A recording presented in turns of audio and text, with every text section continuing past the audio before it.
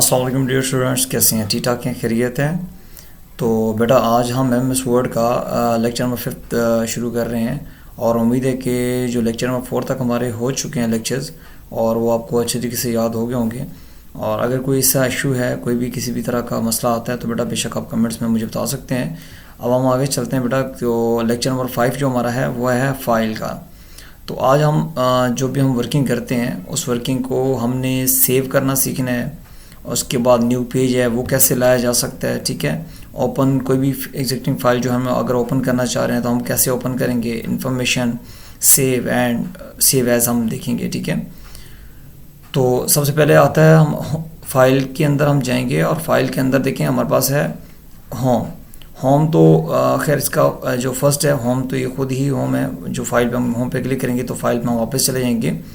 उसके अलावा हम आते हैं न्यू पे ना। न्यू पे जैसे ही क्लिक करेंगे तो आपको वो देगा, वो कहता है कि ब्लैंक पेज आप लेना चाह रहे हैं या आपने कोई भी डिज़ाइनिंग, मतलब देखें डिज़ाइनिंग हुई हुई है, डिफरेंट आपका शीट है जिसके अंदर डिफरेंट डिज़ाइनिंग हुई हुई है, जैसे कि CV वगैरह बनाना चाह रहे हैं, ब्रशेस बनाना चाह रहे हैं किसी भी तरह का, तो ये बनी बनाई आप शीट्स यहाँ से ले सकते हो। जैसे मैं यहाँ पे क्लिक करता हूँ और क्रिएट करूँगा तो देखें तो ये हमारे पास बनी बनाई एक स्टाइल जो हमें डिज़ाइन बना हुआ मिल जाएगा। इसके अंदर जो भी हम चेंजिंग करना चाहेंगे चेंजिंग हो जाएगी। तो उसके अलावा हम दोबारा फाइल के अंदर जाते हैं और न्यू के अंदर जाएंगे। तो न्यू के अंदर हम अगर ये डिज़ाइन लेना चाहते हैं तो क्लिक करेंगे, क्रिएट करेंगे तो ये डिज़ाइन हमें मिल जाएगा, ठीक है। इस तरीके से हमें ये मिल जाता है डिज़ाइन और हम इसका यूज़ कर सकते हैं।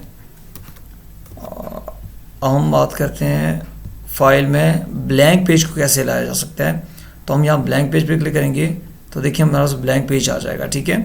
तो फाइल के अंदर जब भी हमने न्यू पेज लाना है इस MS वर्ड की शीट के अंदर तो हम ब्लैंक पेज यहाँ से ला सकते हैं। और अगर न्यू शीट अपने ओपन करनी है तो हम Ctrl+N करते हैं तो न्यू शीट आ जाती है। फिर ओपन पे जाते हैं।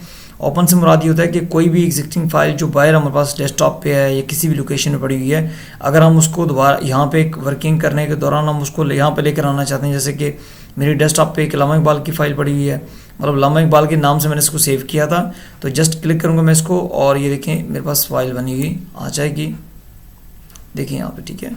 तो ये फाइल यहाँ पे आप वर्किंग करके दोबारा से इसको सेव कर सकते हो।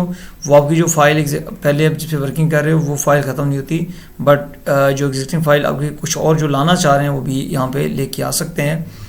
उसके अलावा देखिए हम ओपन पे हमारा हो गया इन्फॉर्मेशन। इन्फॉर्मेशन में ये होता है कि अगर यहाँ पे आपने कुछ भी लिखा, टाइप किया, तो ये जो सारी इन्फॉर्मेशन है आपके पास टोटल पेजेस कितने हैं, ठीक है, और आपने ये कब क्रिएट की, देखें वर्ड टोटल वर्ड है 9 जो इसके अंदर वर्ड्स लिखे गए हैं। पेज 1 है इसका और एडिटिंग जो टाइम है वो है 1 मिनट।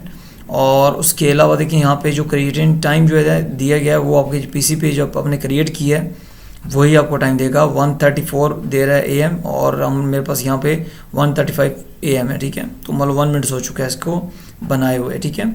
इसके अंदर प्रोटेक्शन का एक आता है, यहाँ पे क्लिक करके आप यहाँ पे मतलब इसको लॉक लगाना चाहते हैं तो पासवर्ड लगा सकते हैं। यहाँ पे 1 2 3 जो भी देंगे तो आपका लॉक लग जाएगा। ओके करेंगे तो जैसे 1 2 3 मैंने दिया और ओके किया तो दोबारा 1 2 3 दूंगा, ओके करूँगा तो ये लॉक आपका लग जाएगा, ठीक है। ये आपकी फ़ाइल जो है वो लॉक हो चुकी है। दोबारा अनलॉक करना है तो यहीं पे जाना है और क्लिक करना है दोबारा से। तो मैं यहाँ पे इनको ख़त्म करूँगा और यहाँ से ओके करूँगा तो हमारा लॉक जो है वो ख़त्म हो जाएगा। सेव होता है, कोई भी नई फाइल आप बनाते हो, जब भी कोई नई फाइल बनाते हो उसको अपने सेव करना होता है।